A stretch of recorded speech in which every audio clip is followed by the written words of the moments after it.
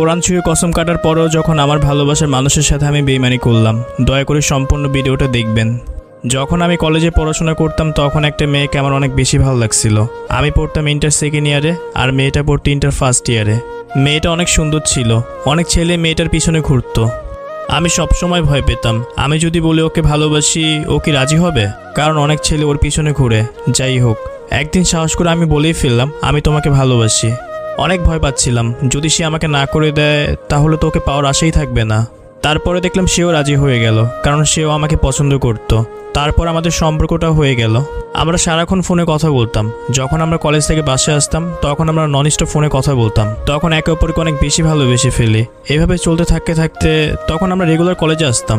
আমরা কলেজে আসার পর মাঝে মাঝে ঘুরতে যেতাম। আমার ইন্টার কমপ্লিট হয়ে গেল আর সেও ইন্টার সেকেন্ড ইয়ারে উঠলো।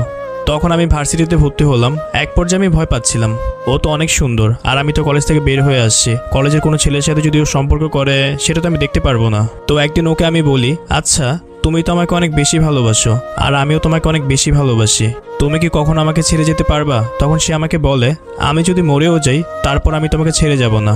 তখন আমি তাকে বললাম, আচ্ছা ঠিক আছে, আমরা যেহেতু একে অপরকে ছেড়ে যাব না তাহলে আমরা এক কাজ করি, আমরা কোরআন ছুঁয়ে প্রমিস করি আমরা একে অপরকে সারা জীবন ভালোবাসবো আর আমরা একে অপরকে বিয়ে করব। তখন সে আমাকে বলতেছে, এটা বেশি হয়ে যাইতেছে না, কোরআন শরীফ ছুঁয়ে কসম কাটবো?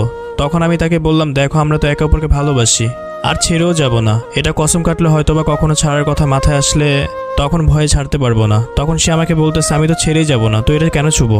তখন তার সাথে আমি অনেক রাগারাগি করলাম আর রাগ করে ফোনটা রেখে দিলাম। তার একদিন পর সে আমাকে ফোন করে বলল, আচ্ছা ঠিক আছে আমরা দেখা করি আর দুজনেই কোরআন ছুঁয়ে কসম কাটবো। তখন আমরা দুজনে কোরআন ছুঁয়ে কসম কাটলাম। তো এক পর্যায়ে আমাদের সম্পর্ক অনেক গভীর হয়ে গেল, আমরা অনেক কথা বলতাম।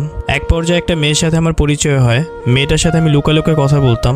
তো মেয়েটাকে আমার অনেক বেশি ভালো লেগে যায়। তো মেয়েটার সাথে যখন আমি কথা বলতাম আমার গার্লফ্রেন্ড জেনে গেল, তখন আমার সাথে অনেক রাগারাগি করলো আর মেয়েটার সাথে কথা বলতে বলতে এক পর্যায়ে আমার সম্পর্ক হয়ে গেল।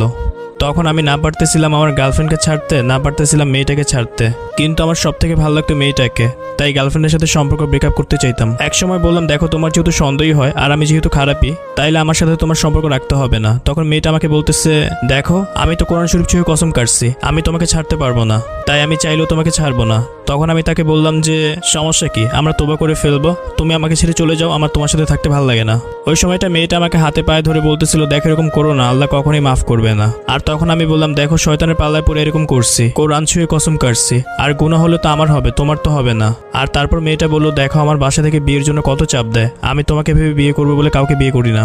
আমি পড়াশোনার কথা বলে পড়াশোনা চালাই যেতেছি আর তুমি পড়াশোনা চালাই যেতেছো, তোমার একটা জব হলে আমরা বিয়ে করে ফেলবো। আর তখন বললাম আমার পক্ষে সম্ভব না,